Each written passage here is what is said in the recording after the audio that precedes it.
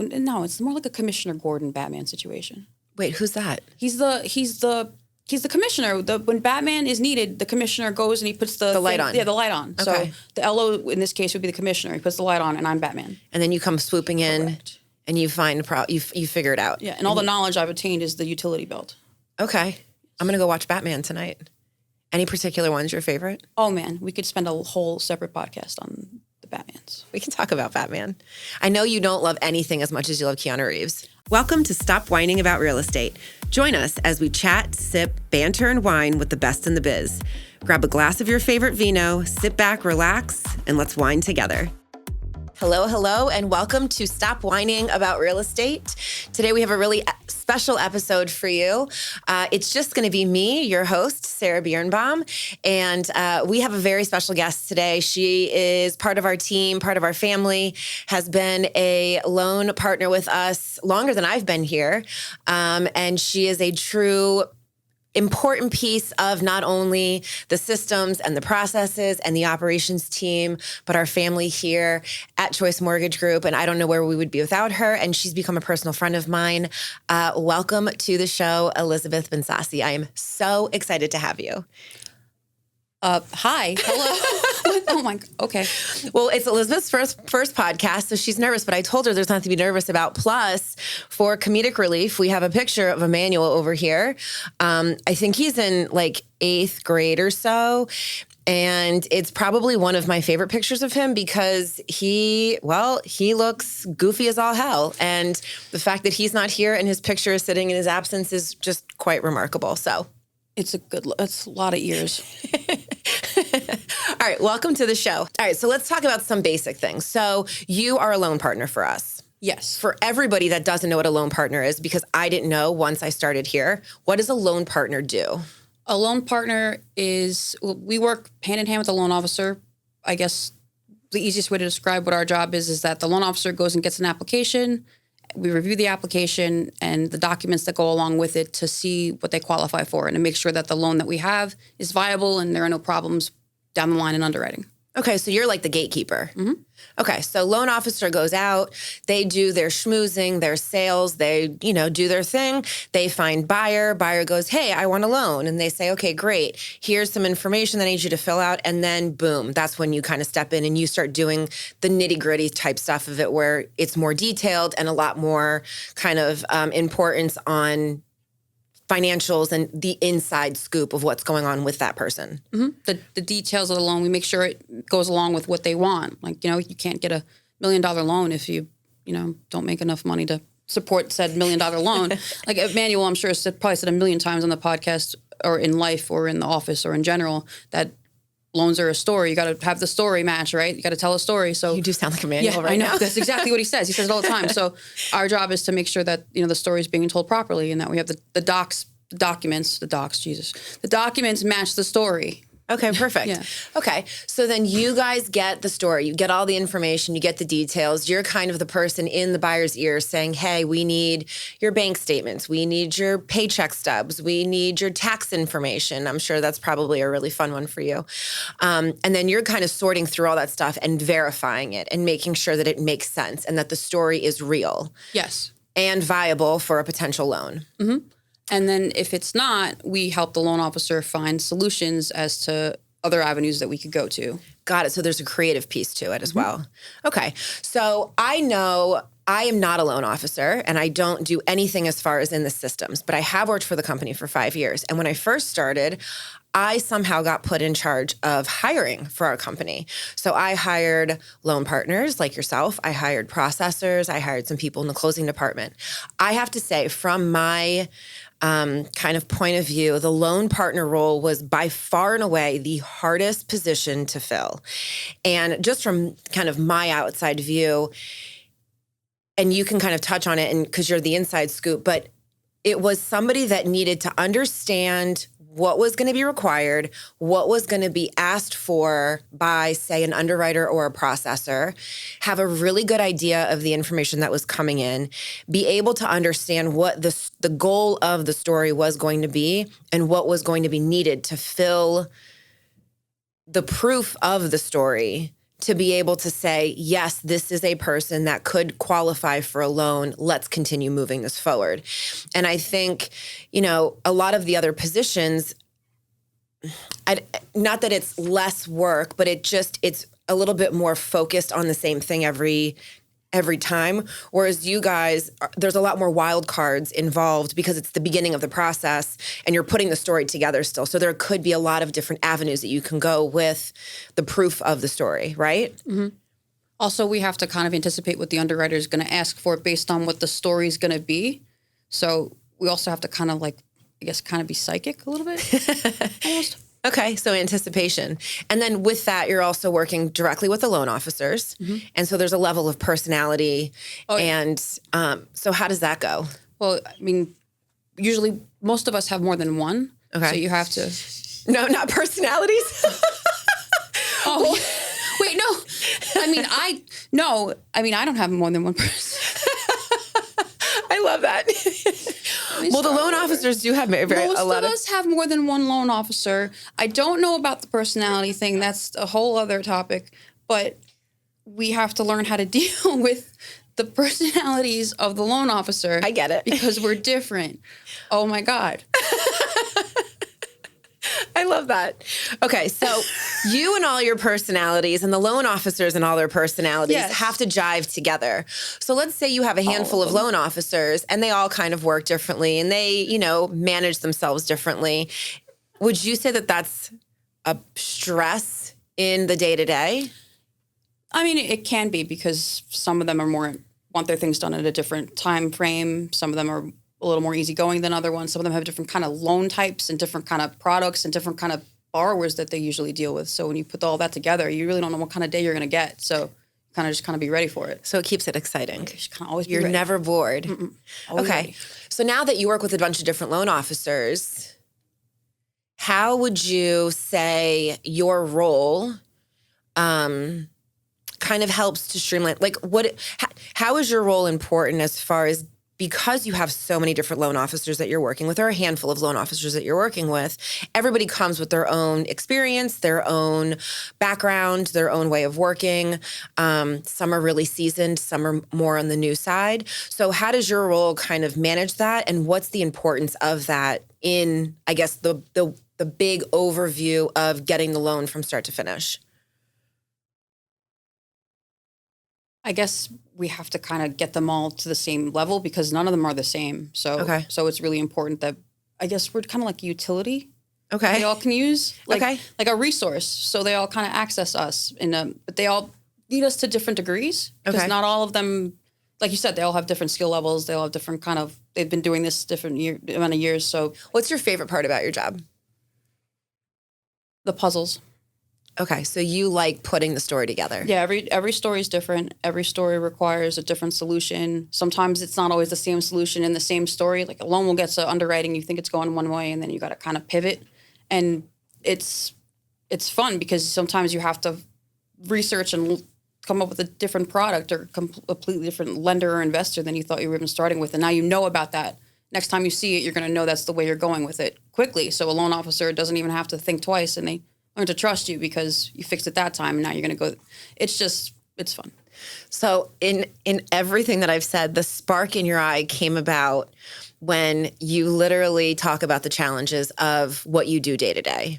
So you love a loan, not necessarily that it's going to throw you for, a huge curve and be a huge problem, but the challenges that make you go piece things together. Mm-hmm. If you have to kind of go look at it, it's something you haven't seen before and it works, obviously. If it works, that's a plus. Yeah, so you're constantly learning. Mm-hmm. Oh, yeah. You're always learning. I love that. So, and I think that's part of the position is that because it can be so different, every buyer is different, every story is a little bit different, every situation is different, and it might look the same as the last until you get to this one part and then it kind of turns. So you have to be a person that likes to problem solve and you have to get a little bit excited about the challenge because you really want to get to the point where you're winning. Yeah. You have to be competitive almost with yourself because you have to be willing to outdo yourself. If you can't figure it out, you can't accept that as the answer. Have you ever had a loan officer that you've worked with that in the beginning you're like, this is never going to work between us? Absolutely. But then got to a point where you figured out each other's like personality, figured out how to jive, and now like you like it's a person that you couldn't imagine not working with? Some of my favorite loan officers, I started out like, how does this guy even, what are we doing here? Like, I can't do this. And now I don't think I could go a day without talking to that man because I'm just so used to it. I'm just used to solving each other's problems. So. I love that. So it does become like a family almost. Yeah, it's like you're like a duo almost. It's like a Batman and Robin situation. You're a team. No, it's more like a Commissioner Gordon Batman situation.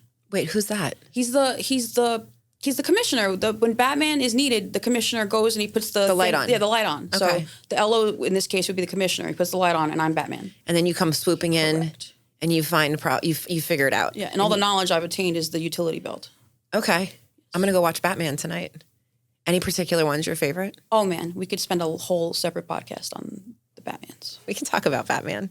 I know you don't love anything as much as you love Keanu Reeves. I don't love anything as much as I love Keanu Reeves. What's your, she talks from time to time. What's your favorite Keanu movie? Oh man, that's really hard because I'm gonna throw a curveball out here. Okay, everyone loves Point Break, but I'm a huge fan of Devil's Advocate. Bill and Ted. Devil's Advocate, where he's the lawyer and Al Pacino is the devil, but also his father. I don't know if I've seen that one. It's a good one. It's a good one. It's a good one. Charlize Theron's in it. I do love her. Mm-hmm. It's a good one.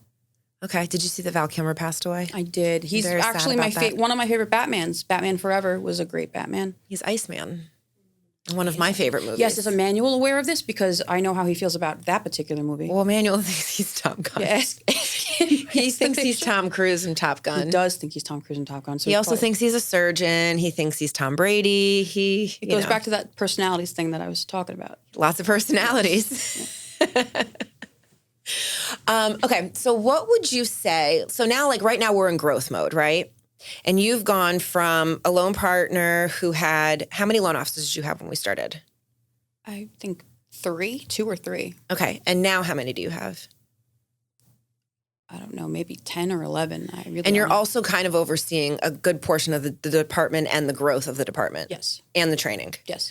Okay, so we've done some growth in the last couple years. Yes, we sure have. And I've seen you start as a loan partner that had a couple loan officers that you worked with, to really becoming like boss lady who is helping train, helping onboard other loan partners because we're growing in different parts of the country, working with new loan officers that are not new to the industry, but new to our company and new to our way of doing things and our ops.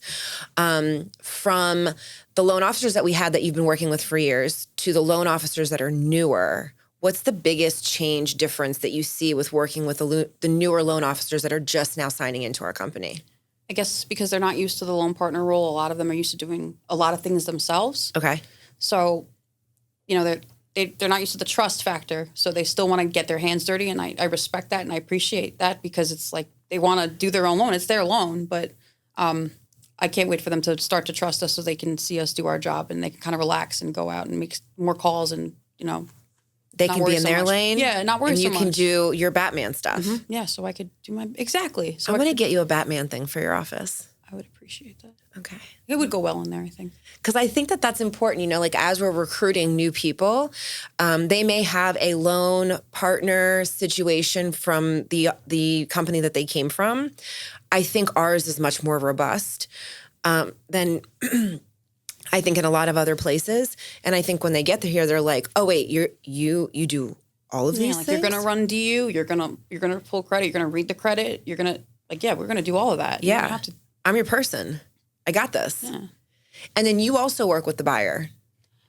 Yeah, we do. Well, we try to make it so that the LO has more of a rapport with the buyer than we do. So down the line, it doesn't get confusing. Okay. Because a lot of other people are going to get involved, like the processor and the closer. But we will reach out to the buyer, absolutely, if there's things that are missing that are going to hold the process up. Okay. We're not going to be hands off because we want to get this thing rolling as quickly as possible. I love that. We're here for the LO so they can go out and get more stuff for us to do.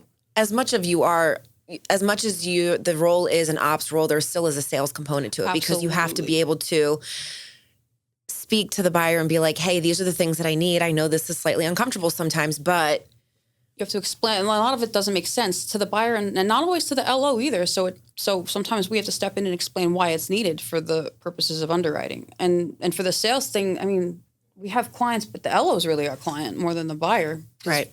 And that's kind of, like, I guess the realtor is their client and they're our client. Everyone's got a client. What's it like working with Jared and Emmanuel?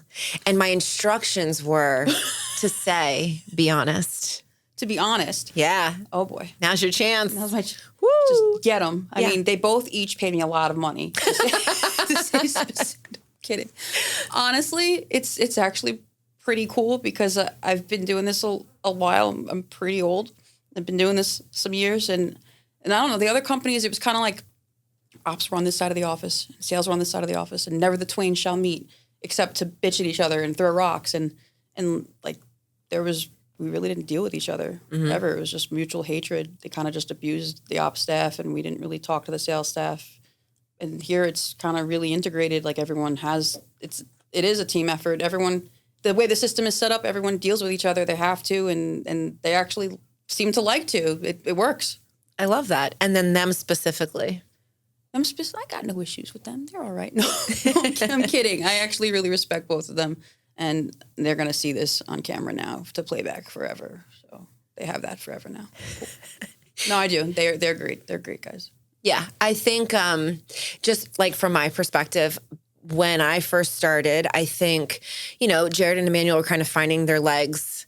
And at the time, they weren't the CEO and COO, and they weren't the owners. And we moved into a newer company with them as those two individuals. But when I first started and when you first started, they were loan officers and they were part of the sales team, and that was kind of their role. And watching them kind of grow. You forget how fast it's been because you feel like they've been doing it a lot longer. Yeah, we've only been doing this for like 3 years, right? Watching them grow and develop has been really cool. But watching the people on the team, because my couch is the most popular couch in the office and everybody comes to my office to talk, vent, laugh, cry, talk about personal stuff, talk about work stuff, what's bothering them, what they love, all the things. But to watch our team and our, the people that we work with every single day kind of develop their own relationships with Jared and Emmanuel separately and together as they've kind of grown in their roles as owners, CEO, COO, has been really interesting for me because I've watched you've gone from somebody that didn't really deal with them ever really or have any kind of interaction with them when they were loan officers because they weren't the loan officers that you worked with, to them becoming the bosses and the owners. And you, now that you train and you onboard and you kind of oversee the loan partner roles and department, you now work really closely with them. I mean, you traveled with Jared to New Mexico, to the new branch to meet all of the people. You're the only person that's left this office to go to New Mexico to do that, which is amazing, right? I'm a big traveler. You're a big traveler. But that's cool because I don't know that when you started, you thought that would be where you were going to be going. I did not. And watching you kind of grow into that role has been, for me, really amazing because I'm proud of you and I think that you're doing it really well. And, I think it's been very neat to watch you kind of grow in that. And then your confidence with, dealing with everybody and the owners to, management and everything else. Like you sit at the table and you make yourself heard. And I think your opinion is super valuable because you're in it every day. And I think that that's really important. And I think you've taken the role in stride and I love watching it. Thank you. You're welcome. Batman is at the table. Batman is here. Now you just need a little Robin. I do. Who can we get to be your Robin? Okay, so let's go back to the recruiting piece really quick because I do want to touch on that because that's one thing that we're still like full force on. Let's say there's a loan officer that's working at a different company. And I know not all company is treated equally and everybody has their own system and they have their own way of doing things. But like, what's one thing that you would say to somebody that was on the fence about possibly maybe leaving their company and giving us a try as far as coming on as a loan officer? It's a question of, do you want to spend time building your book of business or do you want to spend time running AUS and pulling credit? I mean, obviously you want to spend the time nurturing your relationships and going out there and building business. you should focus on what you're good at. Have someone focus on what they're good at. If I'm really good at puzzles and finding problems in loans and ironing them out before it gets to underwriting, and you're good at sales, which I am not good at, let me do that part, and you do that part, and then everybody's making money. Yeah, everybody makes more money. I love that.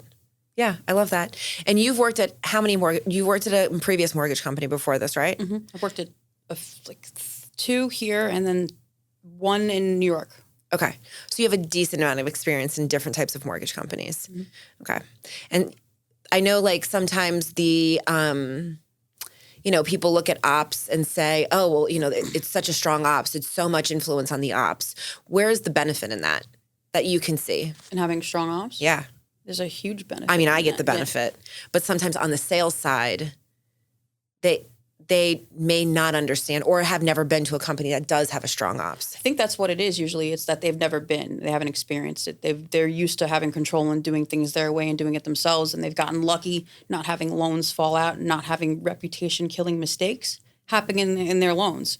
So that's really all that it is, because eventually it's going to happen. If you're the only person looking at your loan, you're not going to catch everything that happens in it. You're just not. It's not possible. I love that. Unless you're like a Superman or something.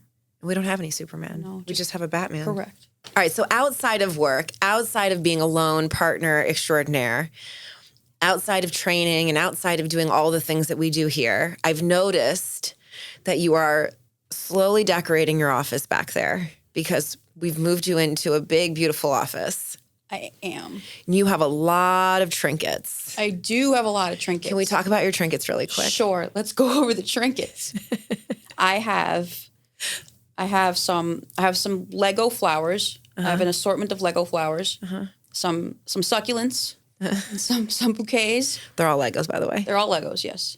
Then I have some xenomorphs from various movies. Various alien movies. None of the new ones. None of that Prometheus garbage. No, it's just the straight first three. Okay. That's it. That's all we got going on back there. I am a purist with that. And then you have a cutout of I sure do. Yeah. What's the cutout of? It is of Stone Cold Steve Austin. He's my favorite professional wrestler. I love the layers of Elizabeth. It's really become my most favorite thing. So it's the trinkets, it's the Legos, it's Keanu. There's a lot of Keanu stuff back there too. There's Keanu paintings.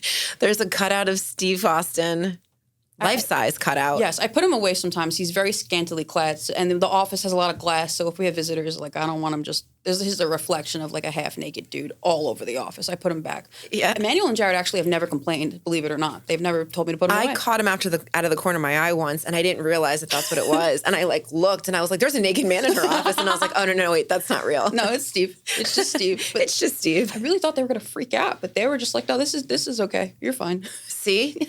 6 years ago, that might not have worked. They might not have said okay, but we've come a long way. Now I can put naked men in my office. Thanks, guys. Thank you. Thanks. I love that. So from loan partner with a couple loan officers to loan partner with a lot of loan officers, really helping build out the department, helping with training, helping with onboarding, taking on new loan officers that we're bringing on from different companies and kind of getting them up and running. Where do you want to be in, say, 2 to 5-ish years? 2 to 5-ish years, I want us to be nationwide, and I want us to have 30 loan partners, and for me to have 5 managers under me for those 30 loan partners. Oh, so you've thought this out. Yes, I have. I love that. Okay, so you'd be the director of the loan partner department. Correct. And you would have managers under you. Yes. And they would oversee all of your little Batmans. Yes. Okay. I love that. I think that's actually a really great goal. I would like to be director of business development, which technically the title is, but the department is still yet to be built out, with a handful of mini managers underneath me, and then a sea of mini Sarahs. Mini Spider-Mans? Mini Spider-Mans everywhere, with business development reps everywhere.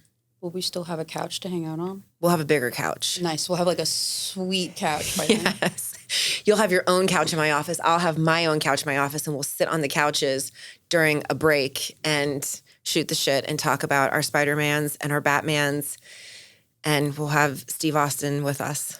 We could have him, for real. We just pay him to come and hang out with us. Is Is he still alive? He is. He has an Instagram account where he rescues animals. It's adorable. Oh, does he still look like that? He looks like an older version of that. It's not bad. It's not a bad thing at all. Okay, cool. So now we know what she's attracted to. Batman and Steve Austin with a side of Keanu. It's great back there. Is there anything that you feel like we didn't talk about as far as loan partner, the benefits of really kind of letting the loan officer shine? I think that's a big piece of it is, no matter what the experience is or what their method may be, the loan partner, a good loan partner is really the person that's going to make the playing field really even as far as the client experience and the referral partner experience, right? That's really the goal, which I think is really cool because somebody that could be more new could come in and say, I don't really know a ton of what I'm doing. I've closed a couple loans, but not a million. Thanks for helping me. Yeah, if you get a good loan partner, it's the same as, I think, having a ton of experience. You're the backbone. Mm-hmm. I love that. Yeah, you can make them really fast, make them look really good. It's the same. It might be even better in a lot of ways. I love that. I personally always love talking to you, even when you're ready to blow things up because it's not a great day or something's making you upset. And like I said, I'm super duper proud of you. I think that you've turned into a true boss in your role, owning it. The way that you work with your loan officers, the way that you get them in line, the way that you get them kind of on the same page as far as what you need them to do. So that way they can be really effective and work really well and go out and sell and make more money, which is ultimately what they're looking to do. And you're the hub, you are the backbone of the operation. And I think they heavily depend on you. I know when you are out for a day, they all are a bunch of little lost puppies, kind of, oh, what do I do? Elizabeth's not here. And I think, the way that you've kind of have gone through and keep rising within the company, I think is super admirable. And I'm just excited to see what you do next. And I can't wait for you to have some managers and a bunch of mini Batmans all over the place. Thank you. You're very welcome. Thank you for being on. I know it's not your favorite thing. I did it though. All right. We'll see you guys later. Okay, that's enough whining for one day. We are so happy that you could join us today on Stop Whining About Real Estate. So please, not only listen, but subscribe, follow us, download, share, and if you're feeling it, give us a 5-star review. Hey, and if you'd like to be a guest on the show, please email stopwhining@choicemortgage.com. Thanks so much.